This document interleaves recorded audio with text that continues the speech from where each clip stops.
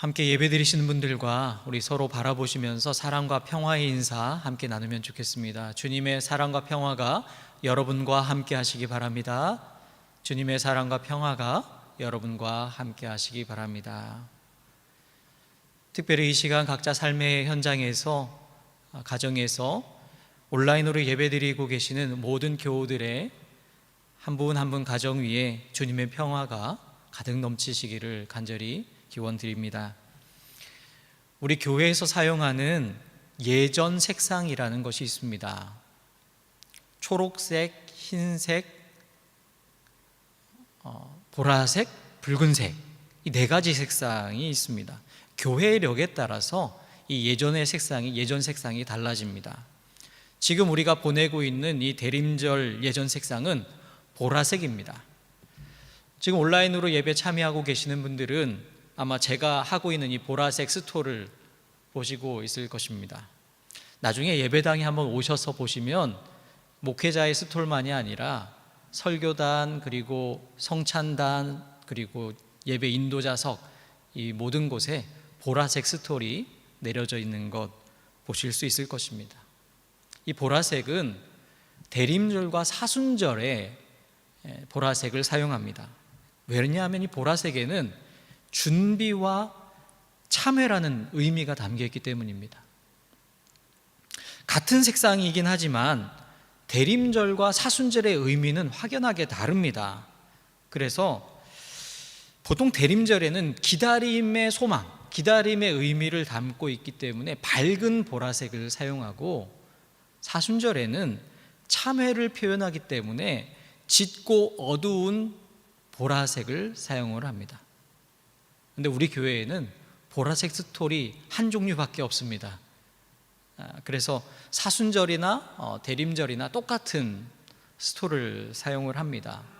그런데 그렇다고 해서 문제가 있는 건 아니고요. 여러분이 보라색 스톨을 보시면서 이 대림절을 보내면서 여기에는 우리가 기다림의 소망을 함께 품어야 하는구나, 그런 마음으로 우리가 함께 예배에 참여하시고 또 이 대림절 기간을 보내시면 좋겠습니다. 오늘은 대림절 두 번째 주일입니다. 대림절 두 번째 주일에 하나님께서 우리에게 주시는 말씀, 바로 성서전과 복음서의 말씀인 마가복음 1장 1절에서 8절의 말씀입니다.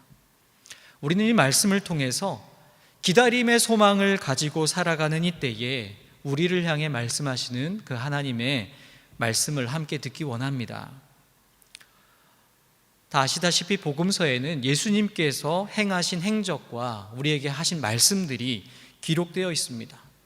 마가복음은 특별히 사복음서 중에서 가장 먼저 기록된 서신서로 알려져 있습니다. 복음서로 알려져 있습니다. 다른 복음서와 이 마가복음을 비교하여서 읽어보면 이 마가복음의 특징이 아마 여러분도 쉽게 알아내실 수 있을 것입니다. 이 마가복음은 예수님께서 행하신 일들, 사건들이 하나하나 이야기들이 기록되어 있는데 좀 길게 덧붙여서 설명이 되어 있지 않습니다. 한 이야기와 그 다음 이야기가 굉장히 빠르게 전개가 되고 있습니다. 이렇게 슉슉 넘어갑니다. 이 이야기들이 빠르게 전개를 하면서 결국에 저자 마가가 우리에게 전달하고자 하는 것, 그 핵심 메시지는 바로 우리가 읽은 1장 1절의 말씀입니다. 하나님의 아들 예수 그리스도의 복음의 시작이라.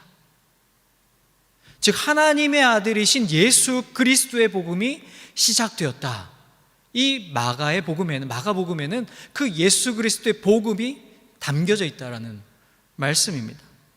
사실 이 선언은 새로운 시작을 알리는 놀라운 선포입니다. 창세기 1장 1절에 태초에 하나님이 천지를 창조하시니라는 말씀을 통해서 세상의 시작에 대해서 선포를 하신 것처럼 이제 하나님의 아들이신 예수 그리스도의 복음이 시작되었다라는 이 소식은 새 시대가 열렸다, 새로운 세상이 시작되었다라는 것을 온 세상을 향해 선포하고 있는 말씀입니다.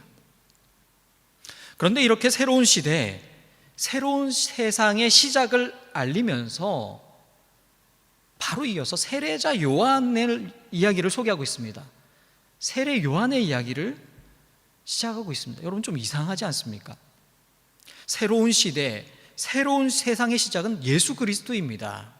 그렇다면 예수 그리스도의 복음의 시작을 알리면 바로 예수님의 이야기로 시작을 하는 것이 자연스러울 것 같은데, 예수님의 이야기로 시작하는 것이 아니라 세례 요한의 이야기로 시작을 하고 있는 것입니다.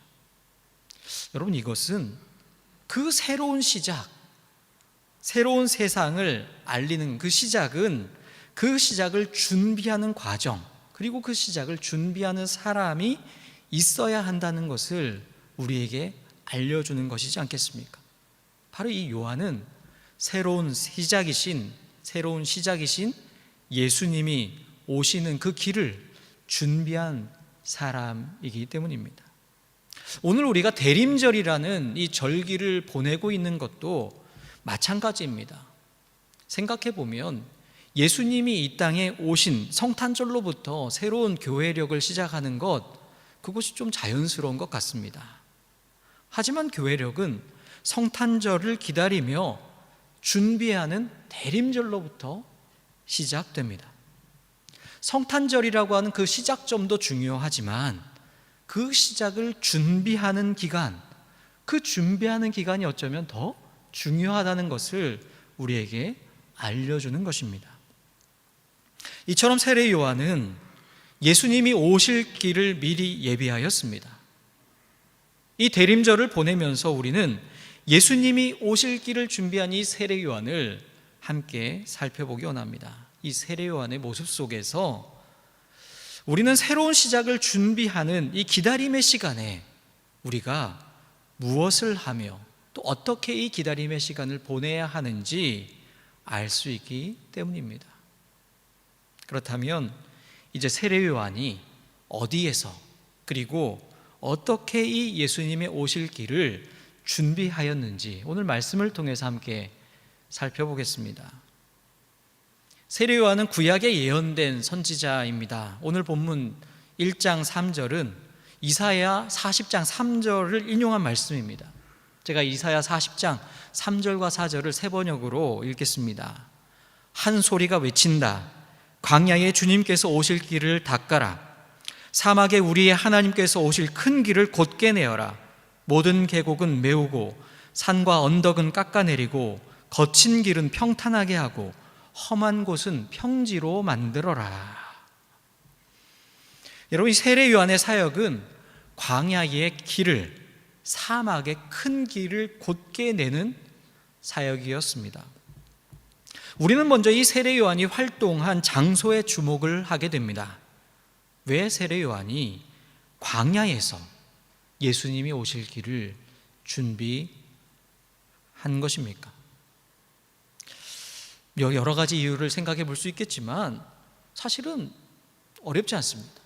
광야가 예수님이 오신 길, 예수님께서 활동하신 활동 무대였기 때문입니다.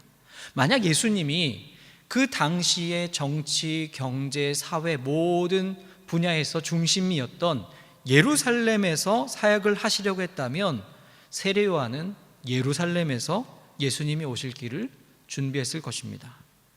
그런데 예수님은 예루살렘에서 활동하지 않으셨습니다. 마가복음에 따르면 예수님께서 예루살렘에서 머무신 것은 십자가에 달리시기 위해 잡히시기 전 불과 며칠에 지나지 않습니다. 예수님은 대부분의 공생의 기간을 예루살렘이 아니라 변방인 갈릴리 지역을 중심으로 해서 다니셨습니다. 예수님은 갈릴리를 비롯해서 그 주변부의 여러 마을 이곳저곳을 다니면서 광야에서 이리저리 방황하며 살아가는 인생들과 같은 그러한 사람들을 계속 만나셨습니다.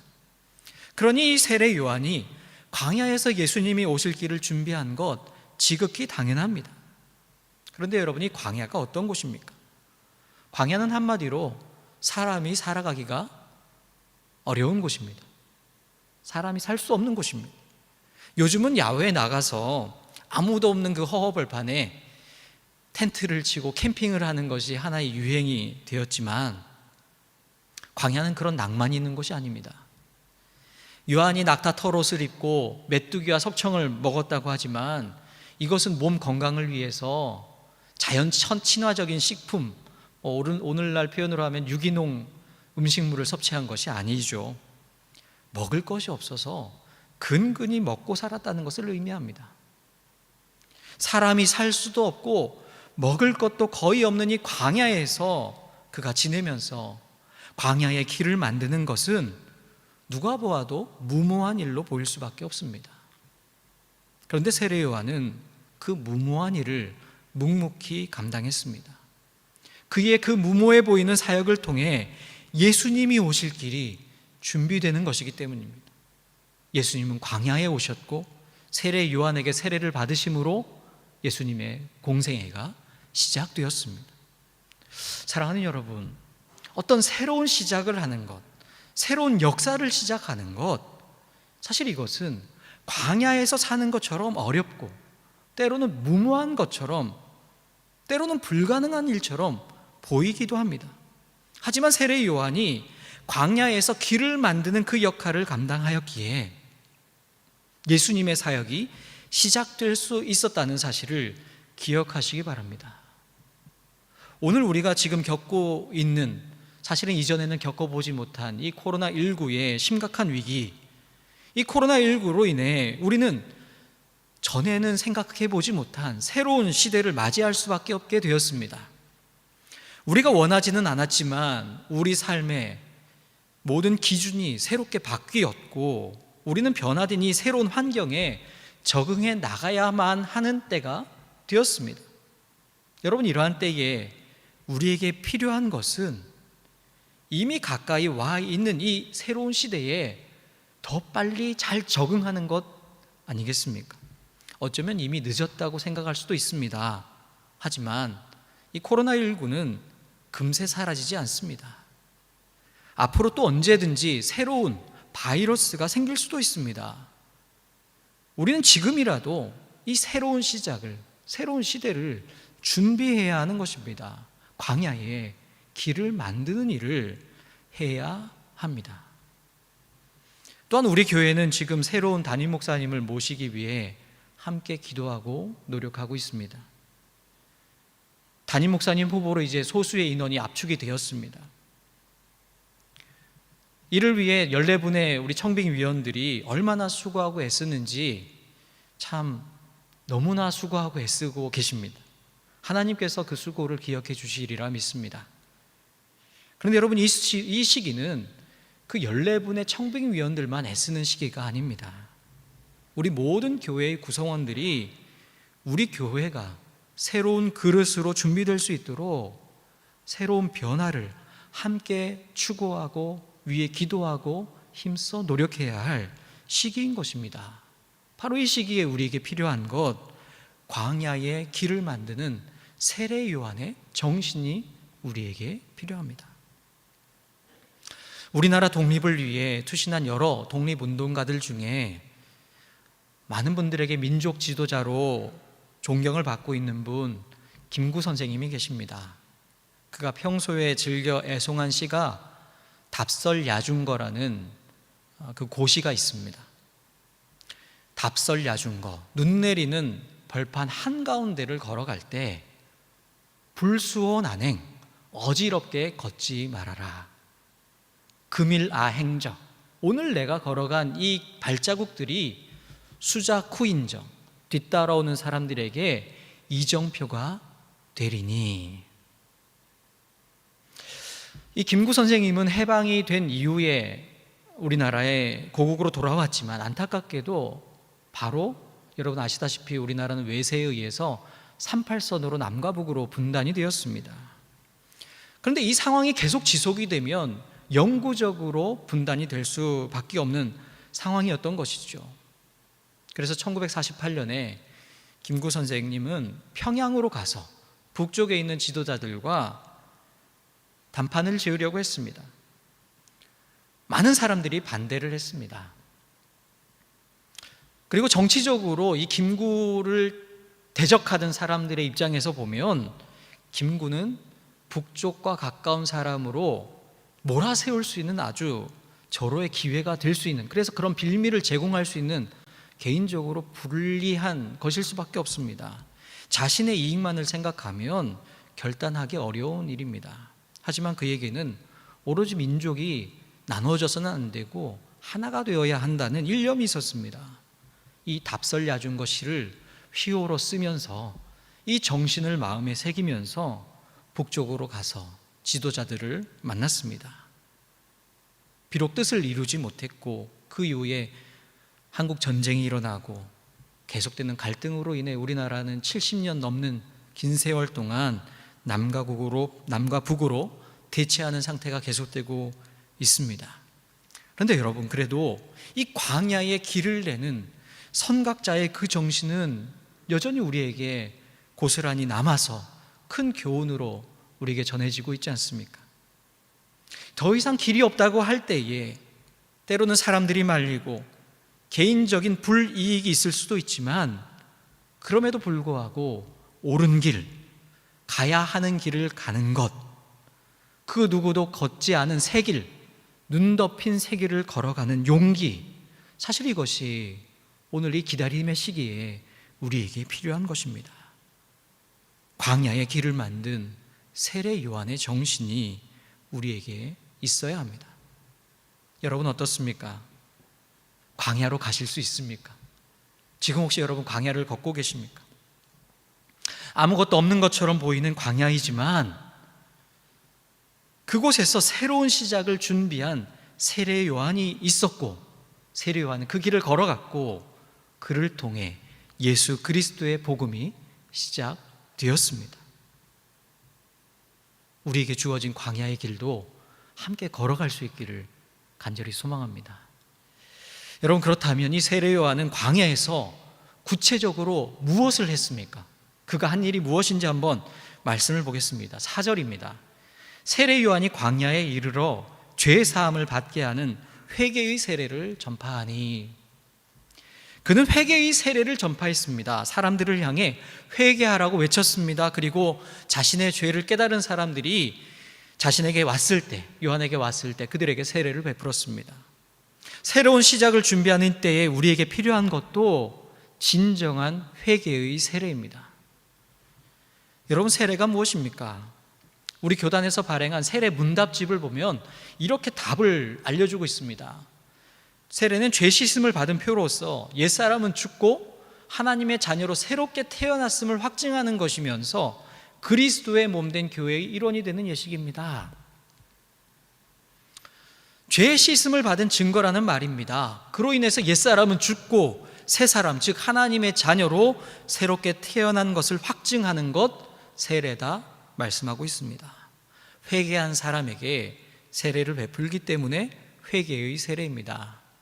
따라서 세례를 받았다는 것은 이미 회개를 했다는 것이며, 이전과는 다른 새로운 존재, 새로운 사람이 되었다는 것을 의미합니다. 고린도전서 10장 1절 2절에 보면 바울이 이스라엘 백성들이 홍해를 건넌 사건을 세례에 비유를 합니다.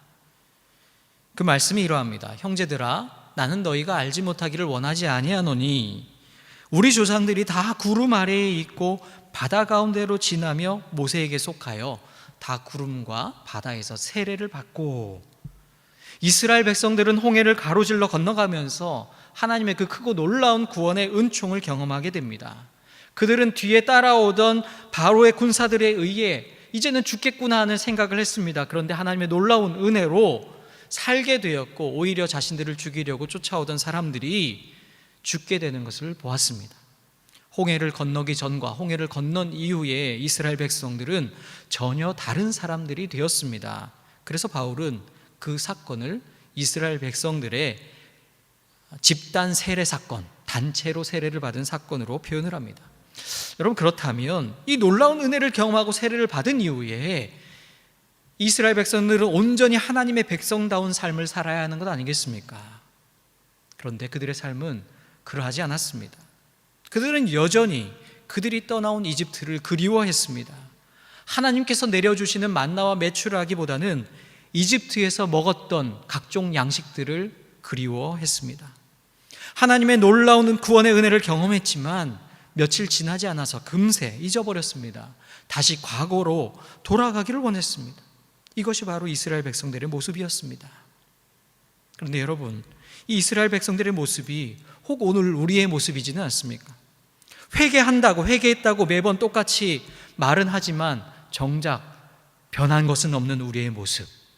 세례를 받았지만 여전히 과거에 살던 모습 그대로 살아가고 있는 우리의 모습. 출애굽한 이스라엘 백성들만 그런 것이 아니라 바로 우리의 모습이 그러하지 않습니까?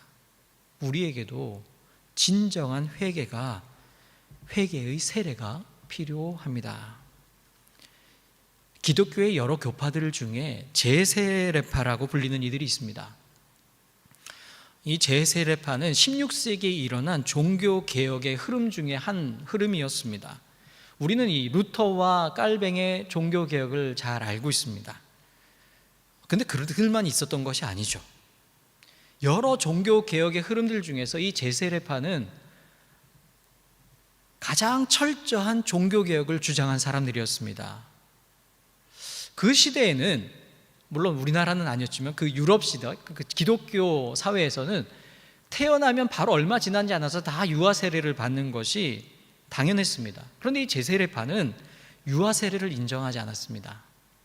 왜냐하면 세례는 자신의 확실한 신앙 고백을 할 수 있는 이들에게 주어야 하는 것인데 어린이들은, 유아들은 할 수 없지 않습니까? 그러니 그들에게 세례를 주면 안 된다라고 생각을 한 것이죠. 성인이 되어서 진실한 신앙 고백을 할 수 있을 때에 세례를 베풀어야 한다라고 주장을 했고, 실제로 그들은 진정한 신앙을 고백하는 이들에게 세례를 다시 주었습니다. 유아 세례를 받은 사람들에게도 세례를 준 것이죠. 그래서 이들을 제세례파라고 부릅니다. 아나베프티스트라고 부르죠. 그런데 여러분, 당시 사람들에게 다시 세례를 주는 것, 사실 이것은요, 그 당시 사람들이 가지고 있던 그 신앙의 근간을 뿌리째 흔드는 것이었습니다. 그래서 이 제세례파들은 로마 카톨릭으로부터 박해를 받았을 뿐만 아니라 다른 종교개혁자들, 루터, 칼뱅, 츠빙글리 등 다른 모든 종교개혁자들로부터도 똑같이 박해를 받았습니다. 모든 사람들로부터 다 공격을 받았습니다. 그들은 그들의 신앙을 지키기 위해서 도망 다녀야 했고 숨어 지내야 했습니다. 하지만 그들은 그런 박해를 감수하고서도 자신의 신앙을 꿋꿋이 지켰습니다. 그래서 지금은 오히려 많은 사람들에게 신앙의 본질에 대해서 다시 한번 생각해 보도록 하는 아주 중요한 역할을 오늘 이 시대에도 감당하고 있습니다. 물론 저는 제세례를 받아야 한다는 그들의 교리에 동의하는 것은 아닙니다. 하지만 그들의 그 철저한 신앙에서 우리가 한번 함께 생각해 보고 본받아야 할 부분이 있다는 것입니다. 우리는 너무나 회개를 쉽게 말합니다. 우리가 베푸는 세례는 제가 보기엔 너무나 가볍기도 하고 너무나 의식적이라는 생각을 떨칠 수가 없습니다. 왜냐하면 전혀 삶의 변화도 없이 그저 회개를 말하고 세례를 행하고 있기 때문입니다. 사랑하는 여러분, 새로운 시작을 기다리며 준비하는 이 시기에 우리는 우리의 삶을 다시 한번 돌아봐야 합니다. 그리고 진정한 회개의 세례를 받아야 합니다. 형식적인 세례가 아니라 진정한 죄 씻음과 새롭게 태어나는 은혜를 경험해야 한다는 것입니다. 우리가 제세례를 받아야 한다는 것이 아니라 진정한 거듭남이 우리에게 필요하다는 것이죠. 변화 없이 시작을 준비할 수 없기 때문입니다. 마지막으로 예수님이 오심을 준비하고 있는 이 세례 요한이 그가 한 것은 바로 예수님이 오신다는 사실을 전파한 것입니다. 오늘 7절과 8절의 말씀을 제가 세 번역으로 읽겠습니다. 그는 이렇게 선포하였다. 나보다 더 능력이 있는 이가 내 뒤에 오십니다. 나는 몸을 굽혀서 그의 신발끈을 풀 자격조차 없습니다. 나는 여러분에게 물로 세례를 주었지만 그는 여러분에게 성령으로 세례를 주실 것입니다. 세례 요한은 당시 사람들로부터 큰 사랑과 존경을 받던 선지자입니다. 그는 사람들이 살 수 없는 그 광야에 살고 있었지만 많은 사람들이 그를 찾아온 것을 우리가 알 수 있습니다. 많은 사람들이 그의 가르침을 듣고 그의 삶에 감동이 되어서 요단강에 와서 요단강에 들어가 그에게 세례를 받았던 것입니다. 당시 권력을 가지고 있던 이 헤로드 왕과 종교 지도자들도 이 세례 요한을 함부로 대하지 못했습니다. 왜냐하면 많은 사람들이 이 세례 요한을 하나님이 보내신 위대한 선지자로 인정하고 알고 있었기 때문입니다. 그만큼 세례 요한은 사람들로부터 인기가 아주 높았고 인정을 받았던 사람입니다. 그런데 여러분, 그는 알았습니다. 자신의 한계를 알았습니다. 그는 또한 보았습니다. 자신의 뒤에 오시는 분이 있음을 보았습니다. 그리고 그는 그 사실을 사람들에게 있는 그대로 전했습니다. 요한복음 3장 30절에 보면 세례 요한이 예수님을 향해 한 말이 있습니다. 그는 흥하여야겠고 나는 쇠하여야 하리라. 예수 그리스도는 흥하여야 하겠고 반면에 나는 쇠하여야 하겠다. 여러분, 이 고백을 하는 것이 쉽다고 생각하십니까? 쉽지 않습니다. 자신을 좋아하고 따르는 사람들이 많습니다. 제자들도 많이 있습니다. 권력자들도 함부로 할 수 없는 위상을 가지고 있었습니다. 그런 사람이 다른 사람들에게 자신의 연약한 모습, 나약한 모습을 보여주는 것 쉽지 않습니다. 보여주지 않는 것이 인지상정입니다. 그런데 세례 요한은 그렇게 하지 않았습니다. 그는 오로지 예수 그리스도의 오심을 준비하는 그 일에 최선을 다했습니다. 그리고 나의 역할은 여기까지다. 그는 그 자신의 한계를 분명히 알았습니다. 그 자신의 한계를 분명히 했습니다. 그리고 그는 역사의 뒤편으로 자신의 역할을 감당한 이후에 호련히 사라지게 됩니다. 사랑하는 여러분, 우리는 지금 이 기다리고 있는 기간을 보내고 있습니다. 새로운 시대, 새로운 기준, 새로운 담임 목사님, 또한 예수 그리스도의 오심을 기다리고 있습니다. 이 기다리는 이 시기에 세례 요한의 모습을 생각해 봅니다. 그는 광야에서 예수님이 오실 길을 예비하였습니다. 회개의 세례를 전파하며 수많은 사람들을 새로운 삶의 길로 인도하였습니다. 그리고 오직 예수님이 오실 것을 전파하며 자신의 한계를 알고 역사의 뒤편으로 사라졌습니다. 이것이 바로 예수님이 오실 길을 준비한 세례 요한의 모습입니다. 이 세례 요한의 삶이 오늘 우리에게 보여주는 모습이 무엇입니까? 오늘 우리가 본받아야 할 모습이 무엇인지 여러분 한번 곰곰이 생각해 보시기 바랍니다. 그리고 이 세례 요한의 모습 속에서 우리가 나에게 적용해 보고 우리에게 적용해 보아야 할 부분들을 살펴보면서 우리에게 주어진 이 새로운 시대를 준비하는 이 시기를, 대림절 기간을 그렇게 세례 요한을 닮아가는 모습으로 보낼 수 있기를 간절히 소망합니다. 이 대림절 기간에 하나님께서 우리와 함께하여 주시고 깨닫게 해 주실 줄 믿습니다.